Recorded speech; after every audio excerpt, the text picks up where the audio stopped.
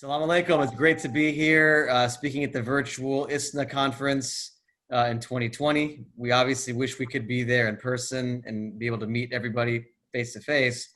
Unfortunately, we can't do that. We've got a big election year. We've got a lot of issues on the ballot, a lot of issues that are at stake in our nation's future. And social justice is one of those major issues that we've been dealing with for decades. But now we're dealing with it more specifically now. And we're going to have a conversation. Myself, I'm Farouk Mita. I'm Joe Biden's senior advisor for Muslim engagement. Got Councilman Bashir Jones, who is the first Muslim American city councilman in the city of Cleveland, Ohio. We're going to chop it up, have a conversation. And Councilman Jones, it's great to have you as well. Tell us a little bit about about what your feelings are right now about politics, what's happening in the country, and the broader social justice movement. Alhamdulillah, man. Well, first and foremost, I want to say thank you so much to ISNA for inviting us to say a few words. And just like my brother Farouk, I wish I was at the conference. You know, the ISNA conferences are a place where you get a chance to come and not only grow spiritually, but it's almost like a big family reunion. So I missed that opportunity. Well, I can tell you, Farouk, man, number one, I'm very excited about President Joe Biden. And what makes me even more excited is you, brother Farouk, man. You are doing a phenomenal job. And one of the concerns that I had, and we discussed, was that I didn't feel that political people and campaigns didn't do a good enough job in making sure that African American Muslim voices are heard. And I can tell you, brother, you've been doing a phenomenal job in making sure of it, because what people have to understand is that African American Muslims make up over 20% of the Muslims here in America, and who have really laid the foundation that many other Muslims stand on.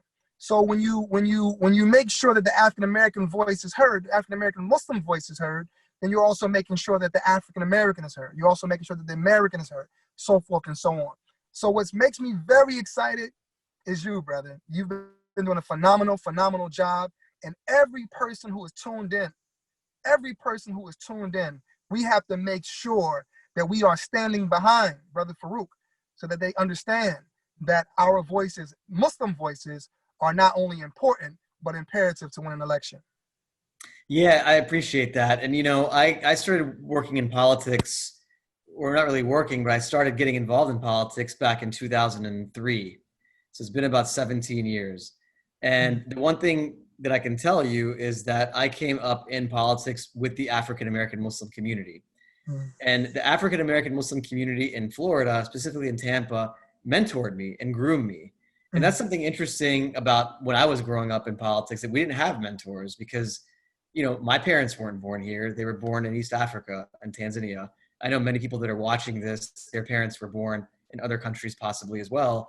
And I'm a first generation person. I didn't have anybody to go to, but our Black Muslim community, which I think maybe even more, closer to a third of our ummah in this country, you guys have been here. You've been through the struggle. Your families have grown, have been through the civil rights struggle. So when it comes to social justice, you know what we need to do. You've been through it. And that was a mentorship for me. And now we're in a situation in this country where we have people like me. I'm now 38, and there's people coming up behind me and you, Councilman Jones, and we can now mentor them. And I think a big part of this conversation is what do we tell, you know, others that are coming up? Why should they get involved in politics? How can them getting involved make a difference in the social justice movement, which a lot of our young people in the American Muslim community care deeply about, but they might not know how they need to get involved? You know, what would you say to them, and what are your thoughts on that? You know, one of the big issues that I'm finding across the country in Muslim communities, and you know what, and not just in Muslim communities, this is in every community, is that there is no bridge between the youth and the elders. And as a result of it, young people don't feel that their voices are being heard. And, the very first sense of activism takes place in your own community. And when you don't feel welcomed in your own community, When people are telling you, hey, you're not a man, brother, until 40, so you can't, there's nothing for you to do here. That causes people to feel hopeless and feel as if their voices don't matter. So I think that the key for you and I, and for the next generation, is to stop believing that tomorrow is your time. Tomorrow is your time. There is no such thing as tomorrow. There's no place called tomorrow, because when you get there, it's today. And I think that the elders of our community has to do a better job in putting young people to work. And when young people believe that their voices matter, then you'll start seeing things begin to change. And I think that this is extremely important, that you got to have courage. And I want to say openly that, as a community, we have to support people like Alinda Sarsour. We have to support her. And we have to support activists like that who are putting their lives on the line every single day, not just for Muslims, but for humanity. And when the young people see elders speak down on activists, when young people see elders speak down on those who are fighting for all people, despite if they're Muslim or not, then what happens is it causes young people to believe that maybe this is not the place or a step I need to go. And Fareed, I want to ask you a question, man, because you were raised in this country, and now you hold one of the most important positions in Joe Biden's campaign. How does that feel, man? Do you feel overwhelmed sometimes? Do you feel like you're getting the support that you need from us, from the community that you come from? Like, what does that burden feel like? I hate to say it like that, but Yeah, it's a hard job, and it's a hard job because we are not a monolithic community. The Muslim American community is very diverse. It's ethnically diverse. It's racially diverse. It's culturally diverse, and we have many different traditions. We have Sunni Muslims, we have Shia Muslims. We've got all these different groups, and I'm one person who's representing really all of them in this campaign. And although I've built a good council of advisors and supporters, you obviously being one of them, it is a heavy responsibility because our communities, in their diversity, we care about a lot of different things. Just today, I did a call with Syrian Americans, planning a call with African Americans. We've done calls with Palestinian Americans, and everybody has issues that are priorities to them. And then you have young people who are worried about student debt, and they're worried about the cost of healthcare, and they're worried about whether, when they're finished with school, will they have a job because of what's happening with COVID. So there's a lot of things that our communities care about, and it is definitely a difficult position.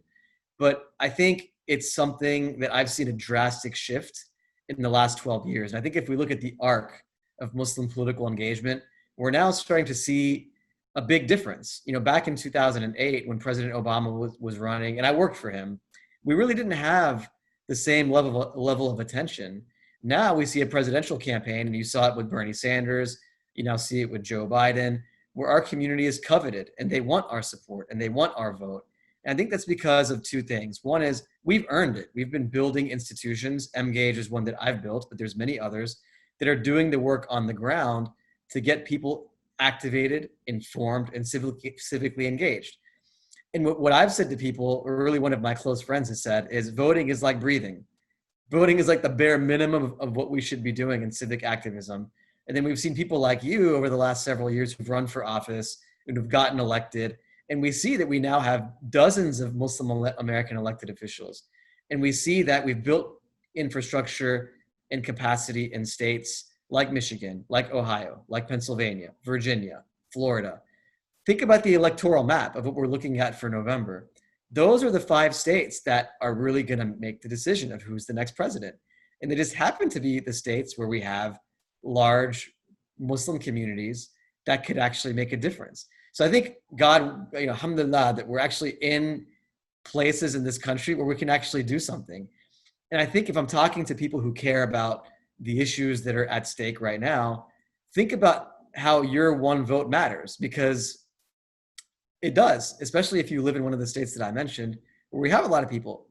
And you look at a place like Texas that could actually be a swing state this year. You look at a place like Georgia that could be a swing state this year. We have big, vibrant, thriving Muslim communities in those states.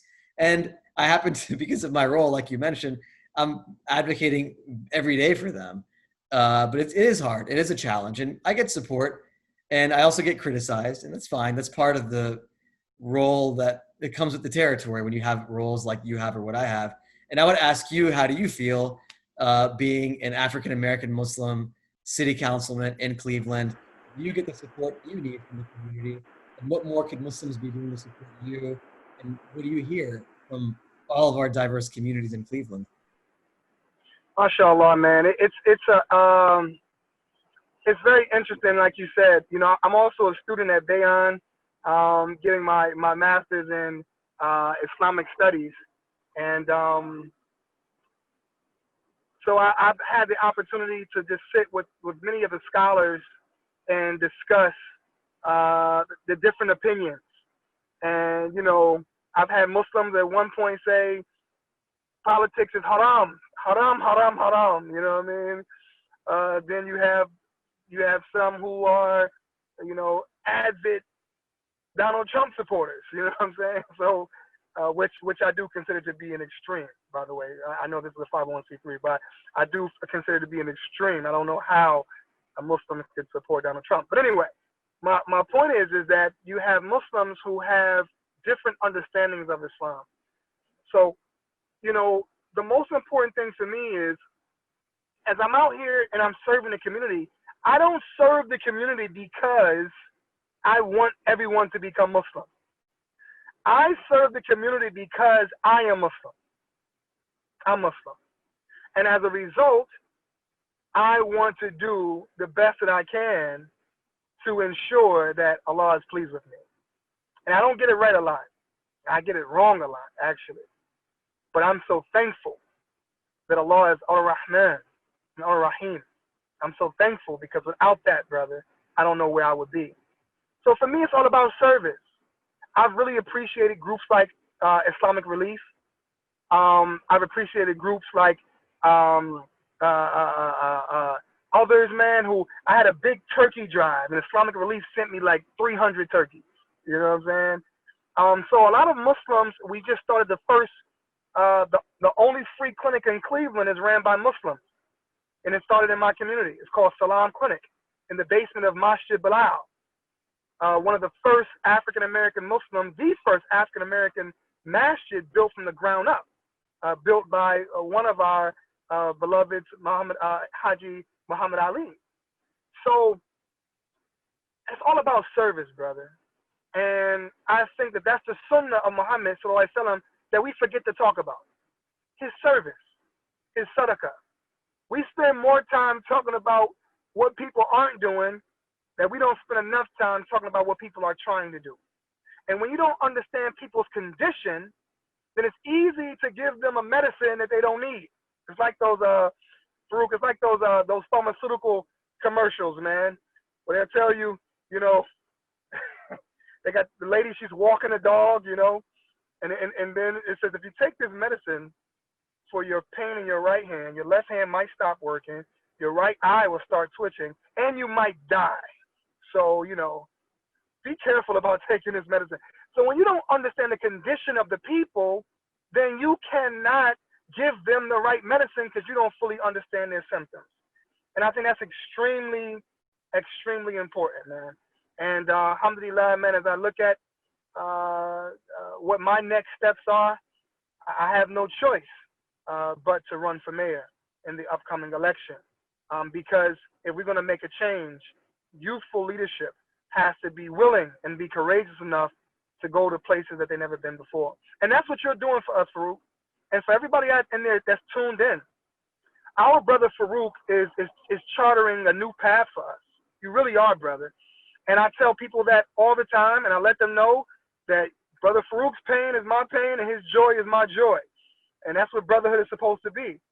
So anybody that got any issues with you, brother, they got issues with me and a whole lot of other people too. I appreciate that. I appreciate that. MashaAllah, man. So what do you hope? What do you hope for, Farouk? What do you hope for this election? Of course, you and I, we hope for Joe Biden to be victorious. But what does what does a Joe Biden presidency look like for Muslims?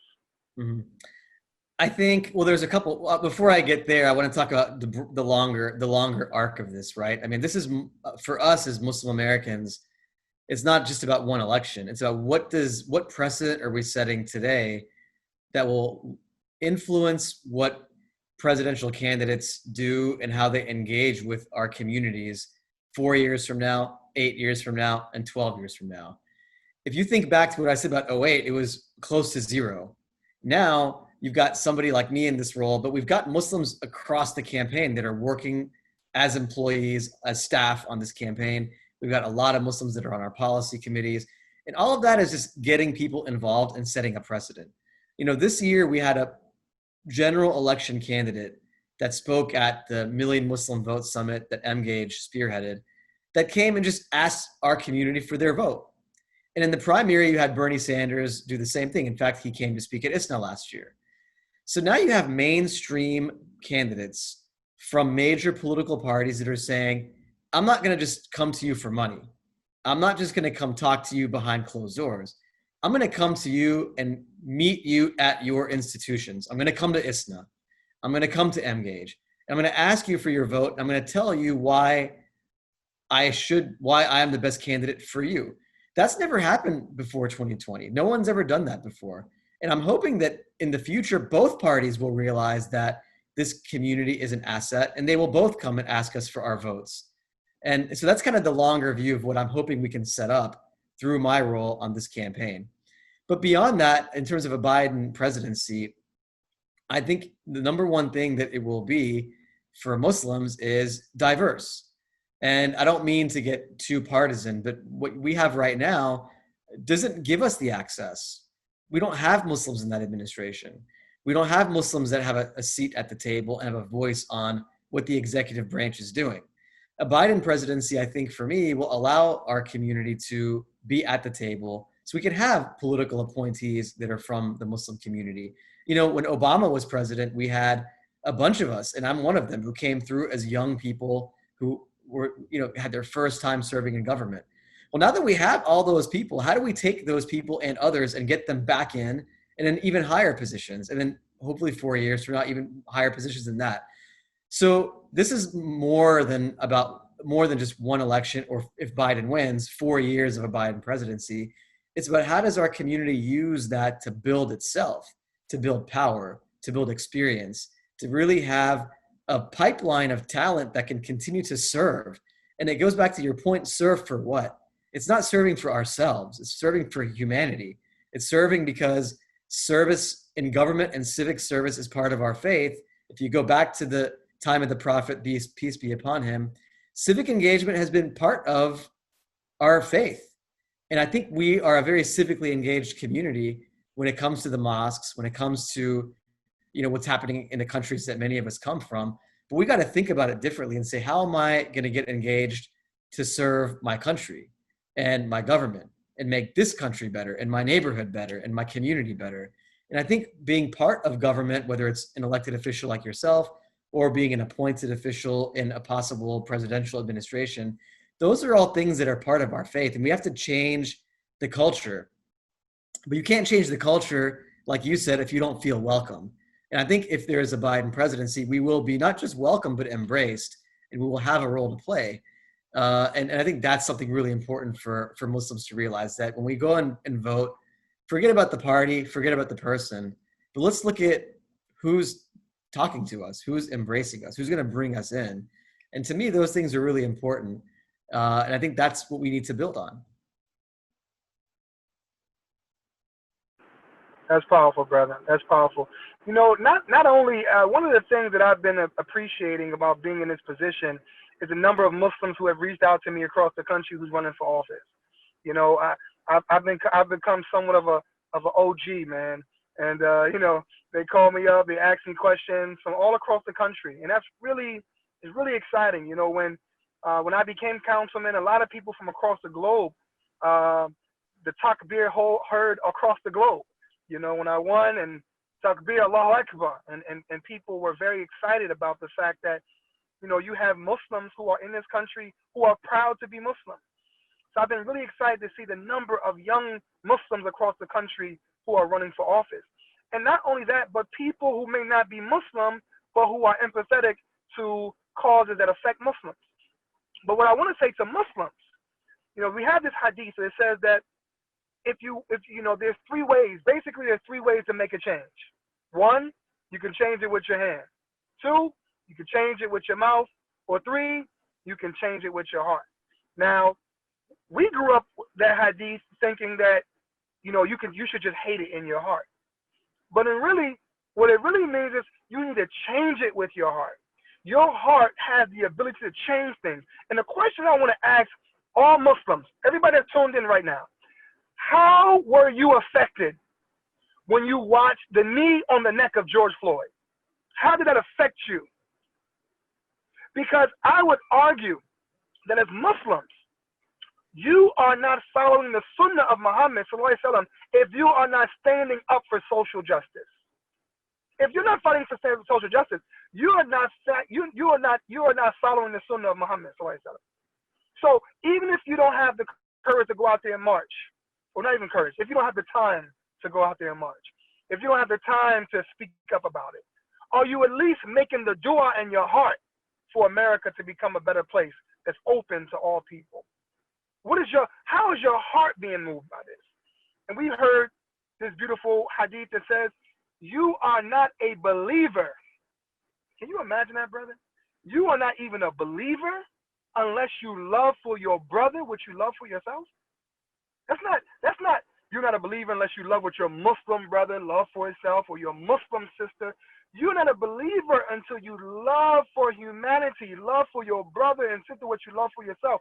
So how does it make you feel as a Muslim to see these migrant children being snatched away from their parents on the borders of America? How does it make you feel to see black and brown people who are being thrown in jail, who are being killed? Recently, just another death that took place, shot in the car in front of his own children. How does it make you feel to see the fact that women are not getting the support that they need in masjids and in workplaces? How does it make you feel? And it should move you to action. Even if the action is just dua, if it's just a dua, but it should be something. And Farouk, what I would say to you, brother, is that you are charting a path for us, man. And as I told you the other day, like your position and what you're doing, I would argue that there's never been a person like you. That there's never been a person in this position like you. And I sincerely believe that 1,000 years from now, inshallah, people will still be inspired and motivated by what we were able to do here in 2020, Bismillah. Yeah, God willing. And, just to kind of tie what you said, which was powerful, back to our faith. For people who are watching, think about the fact that our prophet, peace be upon him, more than 1,400 years ago said in his last sermon, there is no difference between white and black.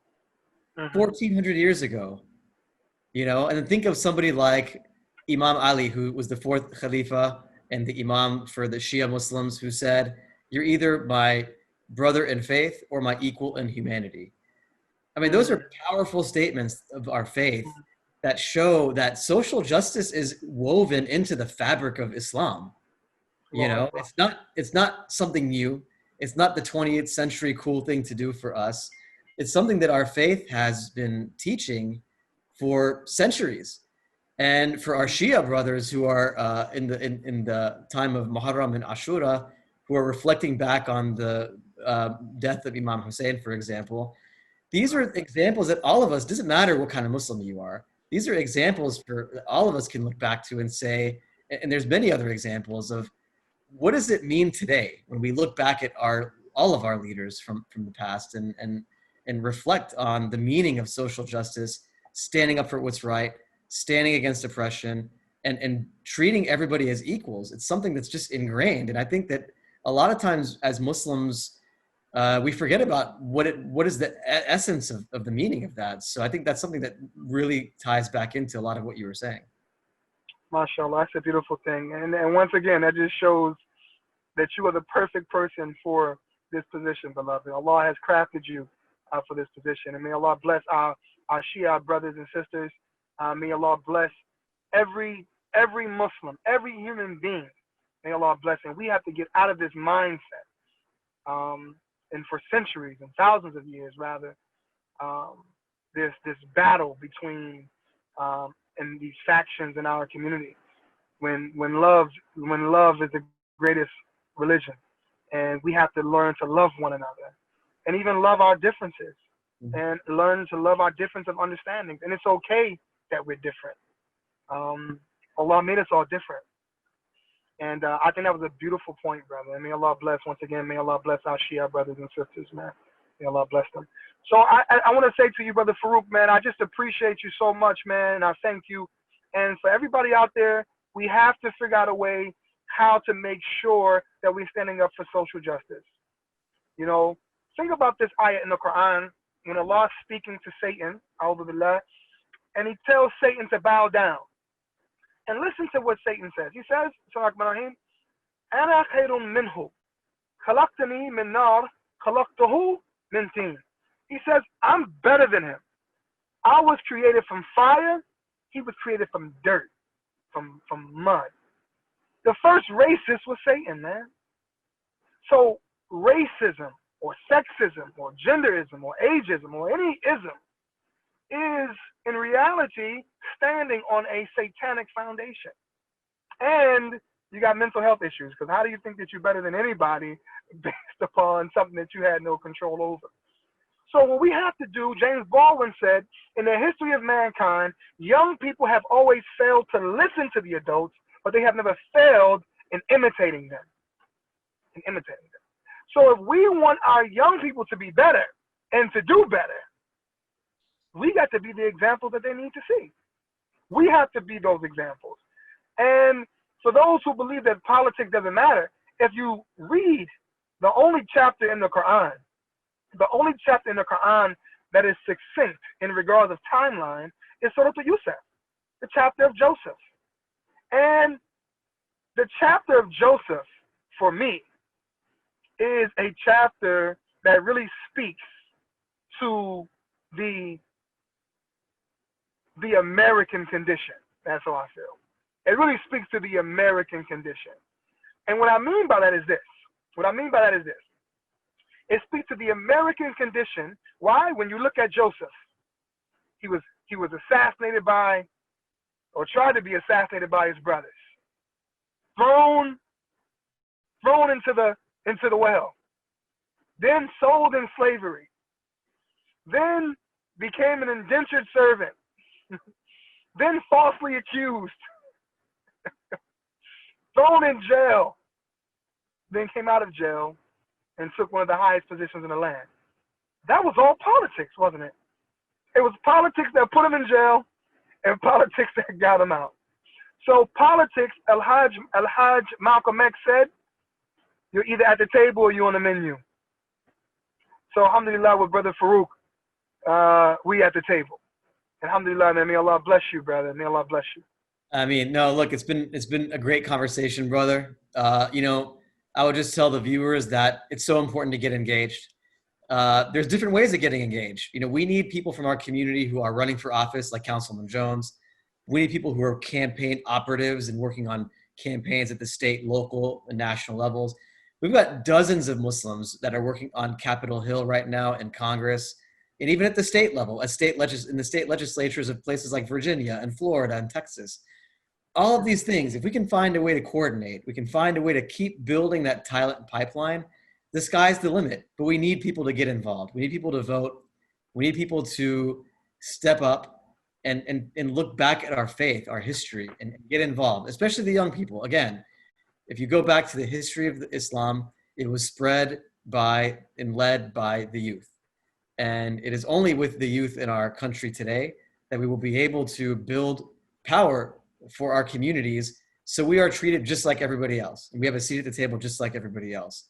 So that's my closing remarks. Anything from you, Councilman Jones? Well, I want to say that I believe that our young people are the only group that can heal America. Only our youth can do it, because our youth have a different understanding. Only our young people can do it. And it is the youth that has inspired me And it's this time that we're in that has inspired me. And it inspired me so much so that in this upcoming, after the presidential election in the year 2021, inshallah, I will be running for mayor in the city of Cleveland, Cleveland, Ohio. So it's brothers like Farouk that inspire me and others across the country who have inspired me that we can't just stay in one place. If we are going to uplift, we have to be the examples of humanity and social justice. And I say to you, change it with your hands, change it with your mouth, or at least change it with your heart. Because dua is so powerful. If you want to follow me, you can follow me on Instagram, Bashir J, Bashheerj. Hey, brother Farouk, I'm with you, man, all the way to victory and beyond, brother. Inshallah. Assalamu Inshallah. alaikum. I hope Wa everybody has a alaikum great salam. conference. Inshallah. I mean, Assalamu alaikum.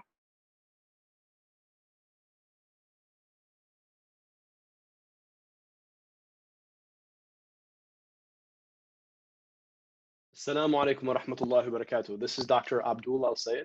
I'm a physician, epidemiologist, and progressive activist. I also ran for governor in Michigan in 2018. I want to speak today about political engagement in this critical year of 2020. I want to speak to why it is so important for our community to be involved. اعدلوا هو أقرب للتقوى. Seek justice. Make justice in the world. That is closest to taqwa of Allah subhanahu wa ta'ala. And if we think about the injustices that we see before us, you don't have to look much further than Kenosha, Wisconsin, or Minneapolis, Minnesota. We live in an America where a police officer, someone who's sworn to protect the public safety, believes that he can put his knee on the neck of another man for 8 minutes and 46 seconds. Other officers of the public safety believe that they can shoot a man in the back 7 times. Why?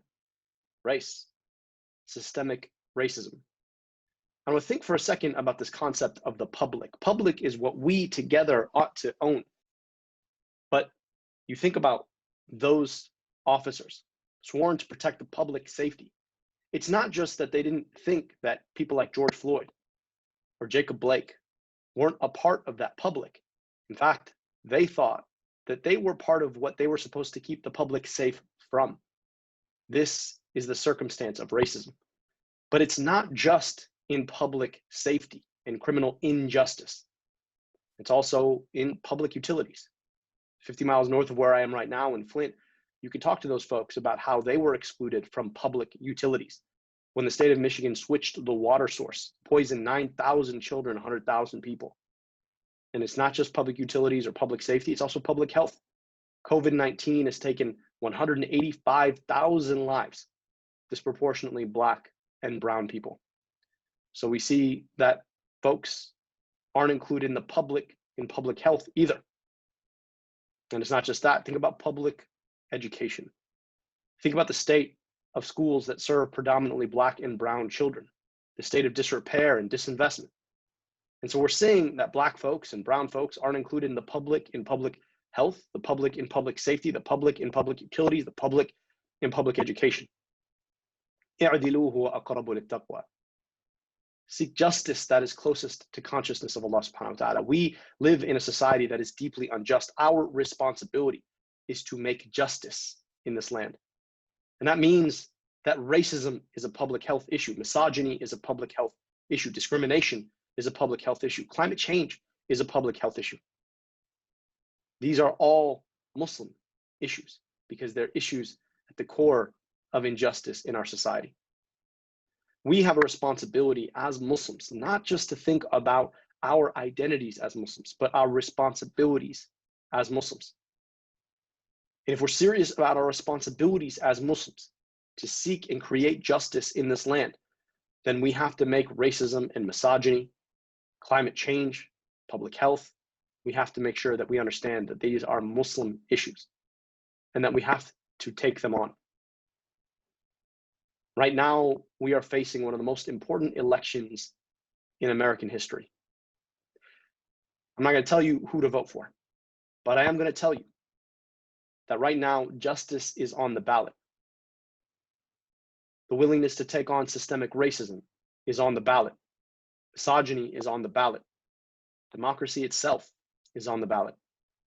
Many of us come from communities that aren't too far removed from other societies where there aren't democratic norms in institutions. I myself grew up going back and forth to Egypt.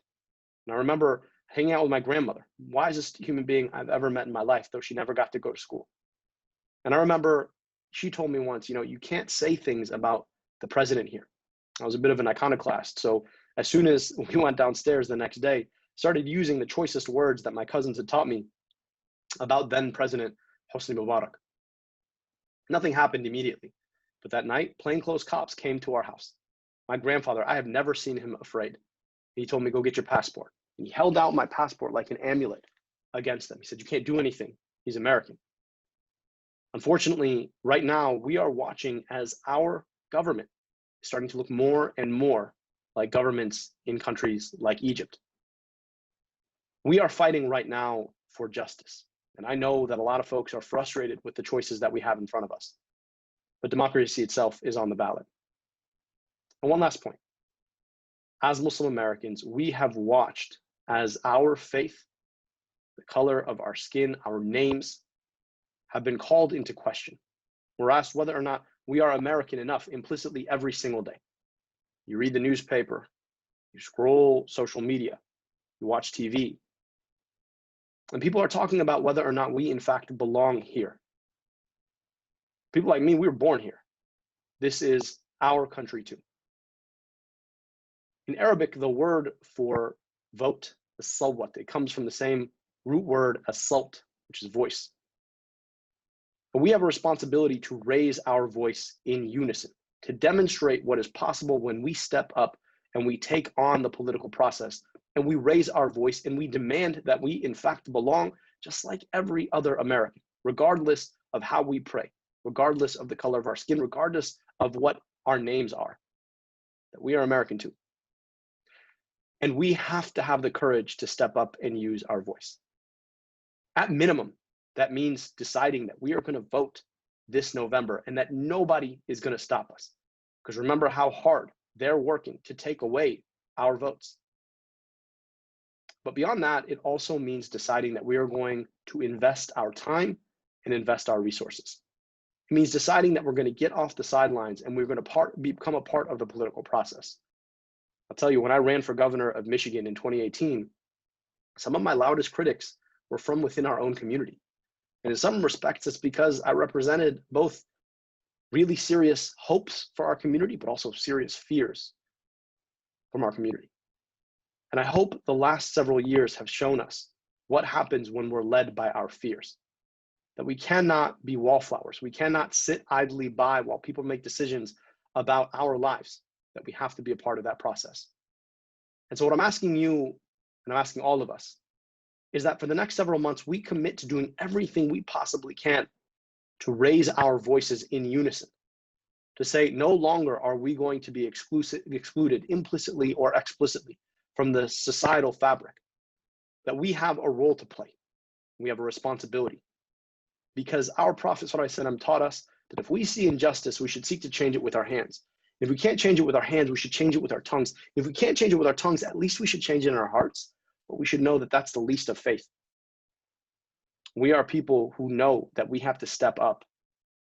We have to address the injustices in our society, those that affect us and those that don't. We have a responsibility here. Allah subhanahu wa ta'ala put us here for a reason. Let's step up. Let's use our voices. Let's invest our time and our money, and of course our votes, in taking on the injustices that we see. And we have to demand that everybody in this society is included in that ideal of the public, that which we all share, whether it's public health or public safety, or public utilities or public schools. And we have to be the means by which we fight for justice, both for ourselves and for the entire society. Barakallahu feekum, jazakumullahu khair, wassalamu alaikum wa rahmatullahi wa barakatuh.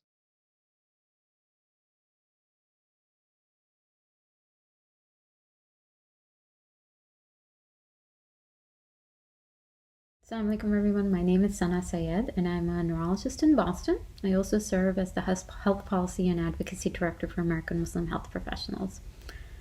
To start off, I would like to thank the ISNA organizers for inviting me to speak about the importance of political engagement in our communities. especially currently as our society is rife with racial tensions and while at the same time dealing with the healthcare disaster of epic proportions. This situation in of itself screams out for all hands on deck to work towards some semblance of a resolution in the long run for some of these problems.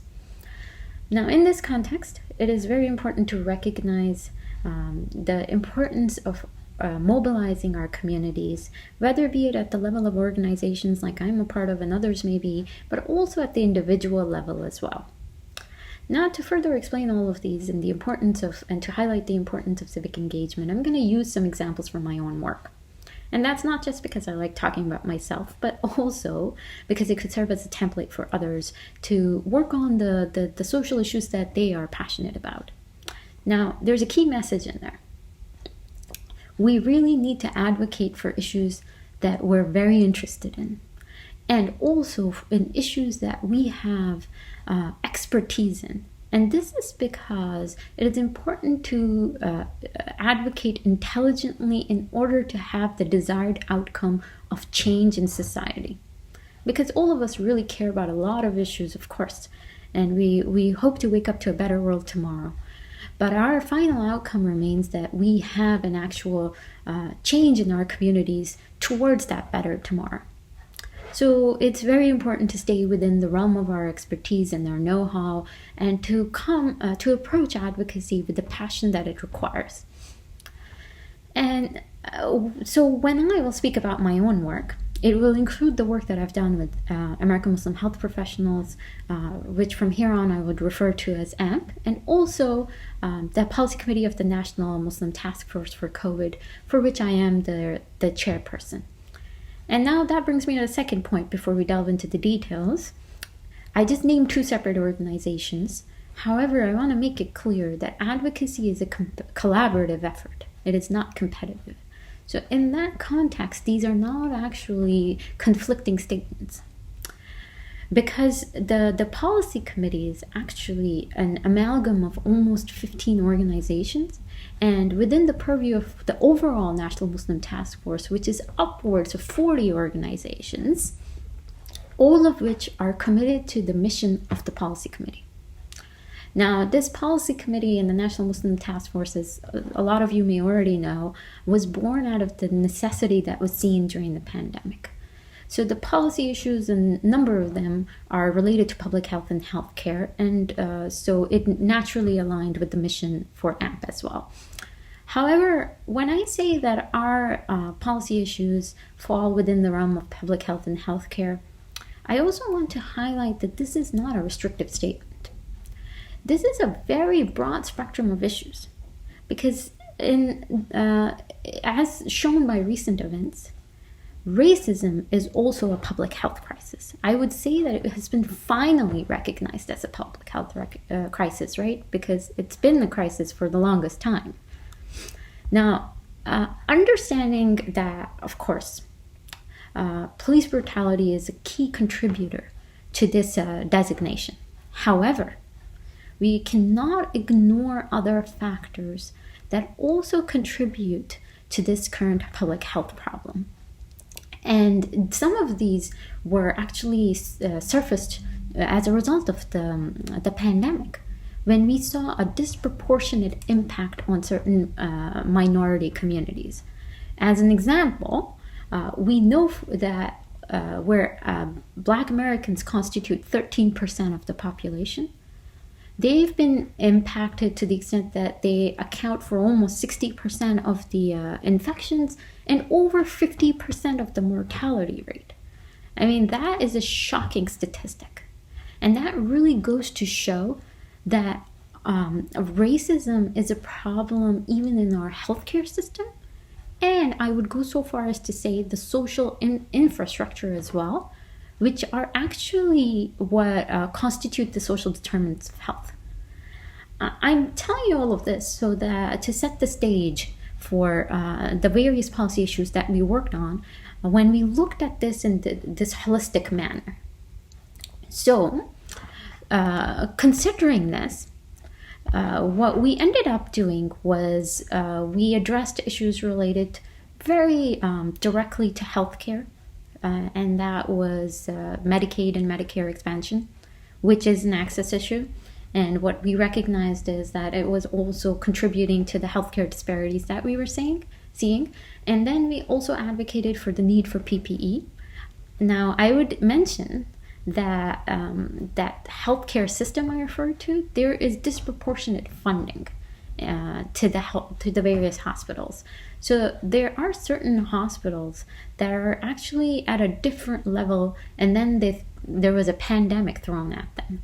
So they did not have the same level of resources as others may be. So the PPE deficit we saw hit different communities differently.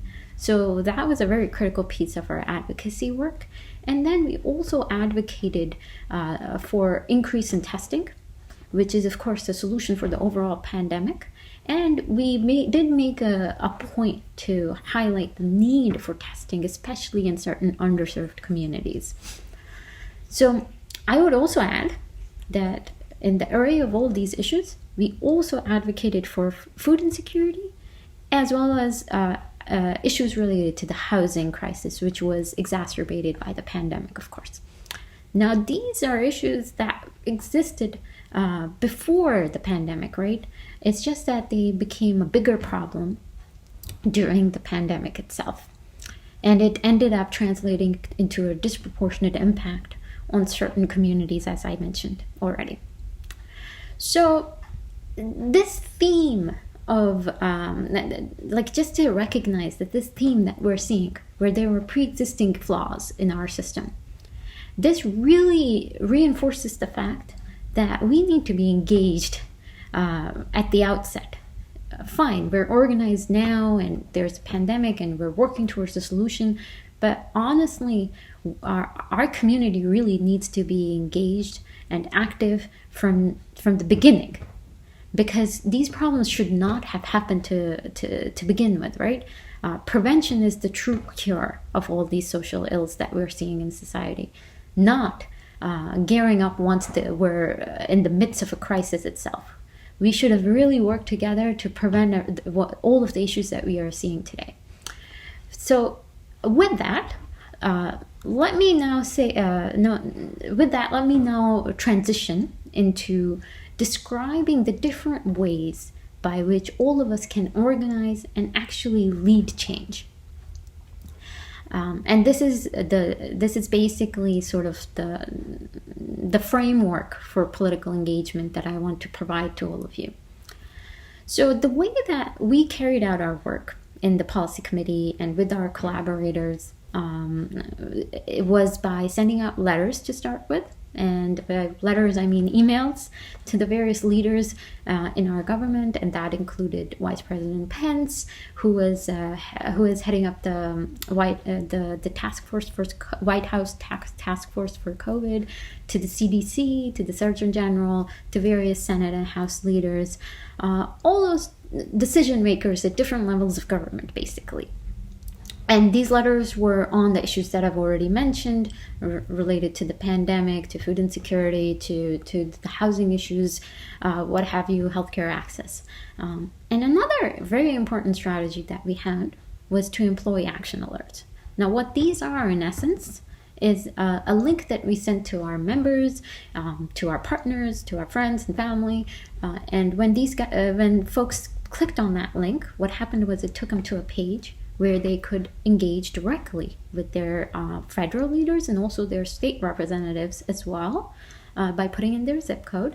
And they could email, tweet, or call them.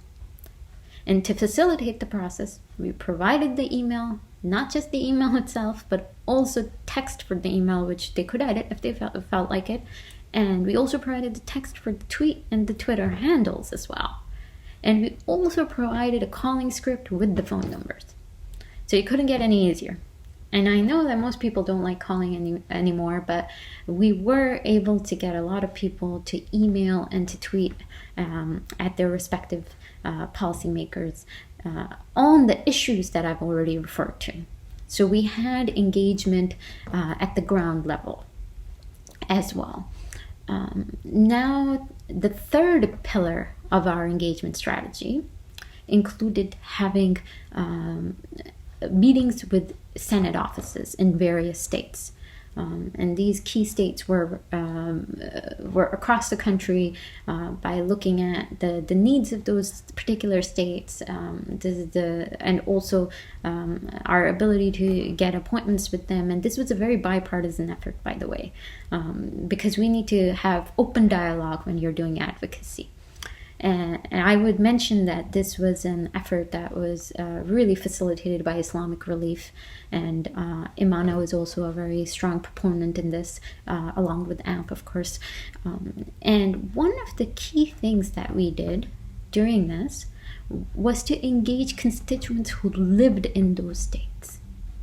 Now, this has a very important impact on the overall advocacy strategy, because those state folks want to listen to their constituents.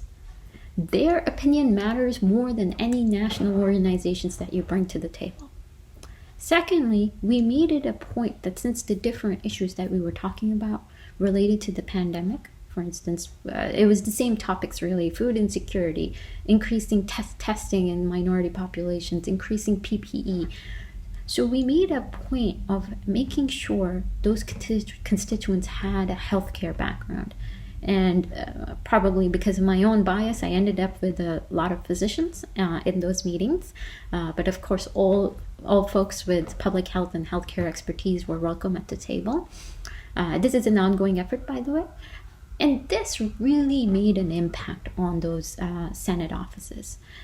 It made them listen, they took notes, they asked questions, they were very engaged, and they were thinking about the problems. And like I said, it was bipartisan, so the dialogue was great.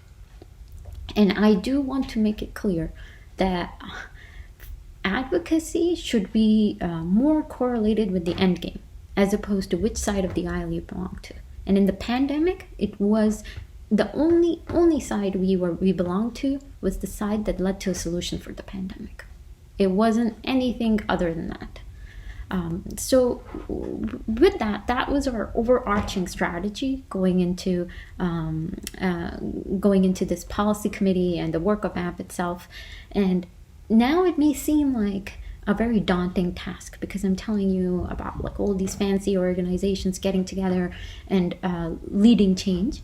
However, I do want to reassure everyone that these are not such big tasks to perform.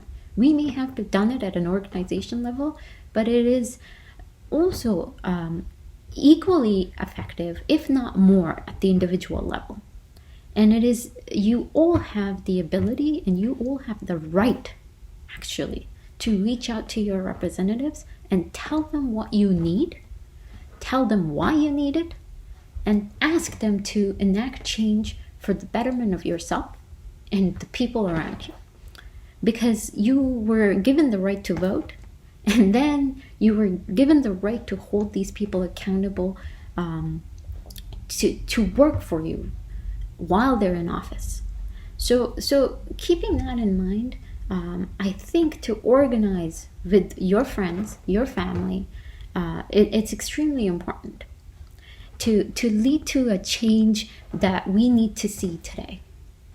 So you cannot underestimate the value you bring to the table, because as folks who live in that state, your say-so counts for a lot more than any national organization. So with that, I hope you enjoyed the story of our political engagement, and that you are inspired to be part of the change yourself. Because like I said, it may be a need right now, but it is also your right to be engaged, and you can make a difference not only in your own life but the life of others. And I think that resonates really well with our faith. And as we know, Allah only helps those who help themselves, and this is a critical part of helping yourself, and in the process also making a difference in other people's lives, which is also a core pillar of our belief. So with that, thank you for listening, and I hope you enjoyed the talk, and please do not hesitate to reach out to me if you have any questions or you want to be engaged with us.